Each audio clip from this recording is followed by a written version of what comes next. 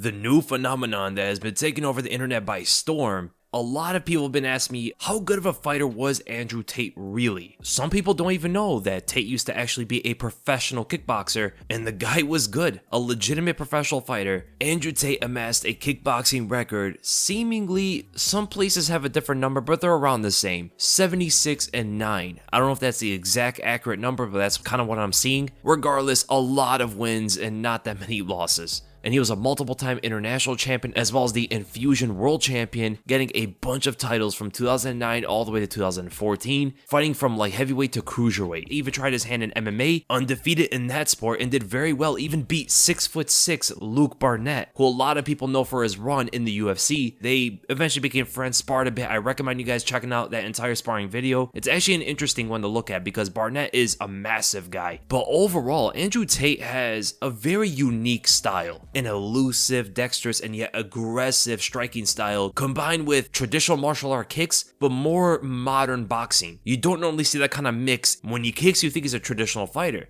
but when he punches, he adopted a lot more of the modern boxing styles. It made that combination work beautifully. And what you're going to get from Andrew Tate's style is there's a lot of manipulation of his opponent's defenses and even sometimes their attacks. He's almost in full control of what his opponent is doing. And you have to get at a high level to really do that kind of stuff. And yes, Tate has a lot of power, man, knocking opponents out with one punch and even awkward angles that you would find pretty surprising to generate the kind of power from. On the back foot, casting punches, while getting his own leg kicked out. Andrew Tate actually has some immense power in everything he throws, but he doesn't necessarily overextend the way a lot of fighters will have to generate that kind of power. But it's also behind good technique, who has multi-layered attacks wreaking havoc on opponents' bodies. He has some sharp punches to the body, man. That left hook to the liver is always there. Not only that, he is lightning quick for a guy his size, 6'3", fought at cruiserweight and also light heavyweight, which most likely had him walking a little bit north of 200 pounds back in those days, able to swing up his kicks at rapid speeds with different kind of angles, side kicks to the midsection or up top, as well as off-timing round kicks that he would put inside unique same side combinations. For an example, he'll throw his left hand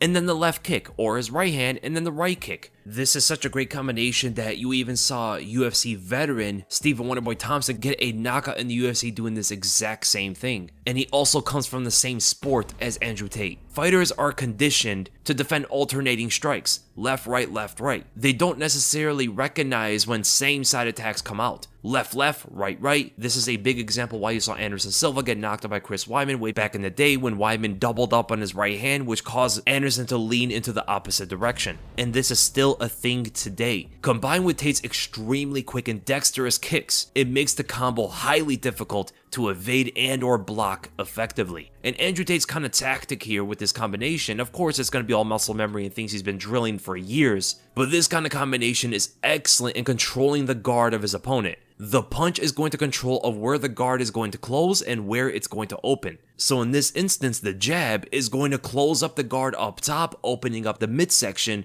and that's where Tate is able to land these round kicks with his left leg, and he throws it seamlessly with one motion. There's not a choppy flow to this. The jab comes and the left kick is coming immediately afterward, which can make this combination pretty hard to see. Or another example of this would be him in the southpaw stance, so he's able to switch effectively, throw out the lead right hook up top, which is going to get the guard to tighten up on the sides of the head, but open up the center. Because the center is opened up, Tate is able to throw up a side kick to the face, an attack that I routinely say is a very underused technique. And I believe in the near future, a lot more of the top fighters are going to be using this. This technique he used throughout his entire kickboxing career, and nobody was really able to address it. And this form of control of the opponent's defenses also expanded to other avenues. For an example, chambering the lead side kick is going to trigger out the leg raise of the opponent in order to block the side kick. This defense is going to cause his opponent to plant for Tate's next move. So Tate intelligently feints high to cause a refocus of his opponent. He now believes a punch is going to come up top. With all of his focus on his hands, he lowers his leg to the floor, which opens up a big leg kick from Tate. Or what about the double feint overhand that he landed on his German opponent here? By leaning to his left side and pumping his lead hand, he's creating an illusion that he's coming in heavy. It makes his opponent believe that he's going to come in aggressive with some big punch. His opponent reacted by instinct, tried to parry the jab that he thought was going to come forward. His opponent not seeing any jab come out and only saw the Tate move forward,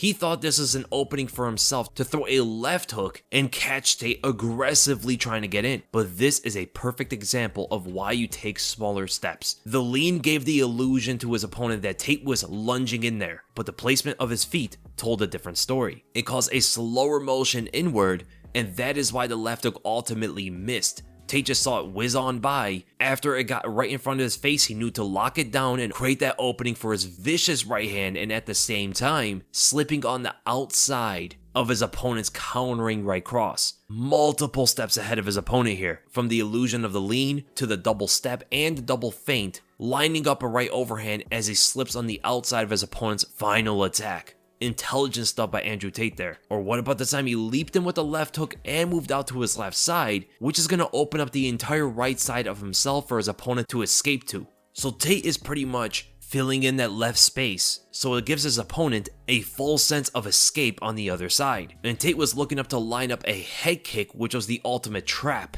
from his opponent's quote-unquote free escape. But the only reason why this head kick did not land was because he actually rocked his opponent with the left hook, and that was partially blocked, which shows you the power that Tate has in his hands. If his opponent did not get rocked by the hook, he would have repositioned his stance into the head kick. But ultimately, it was intelligent work from Tate working for that angle. Now, we went from him manipulating his opponent's defenses, but what about manipulating their attacks? So we already know that Tate usually keeps a rather tall stance. Doesn't really give his leg up to his opponent to attack, but here he did it, and it showed to be a bit more uncharacteristic of his style. He went into a rather exaggerated karate stance that you don't normally see a lot of people do unless they're trying to fake out their opponent or show some flash for the audience. And in this case, he was trying to draw out that leg kick. Noticing how wide his stance is, that lead leg is there for the taking, or at least his opponent thought so. By throwing the leg kick, Tate slides backward very quickly, which naturally gets himself into a stance to throw up a head kick right from there. His opponent tried to get away as fast as he could, but still gets caught by the end of it. So again, we ask the question, how good is Andrew Tate really? The answer is really good. And I wonder if he actually pursued it even more. How far would he have gotten? With the competition that he was facing, he was tearing a lot of these guys apart. He has a couple losses just like every kickboxer in the world. Nobody really goes without losing down the road. He did it at a younger age as well. There's always learning situations that are going to happen, and ultimately made him an even better fighter. There's a lot of people that want to see him fight Jake Paul in boxing, and I think that'll open up a lot of people's eyes as well as to how good of a striker Andrew Tate is.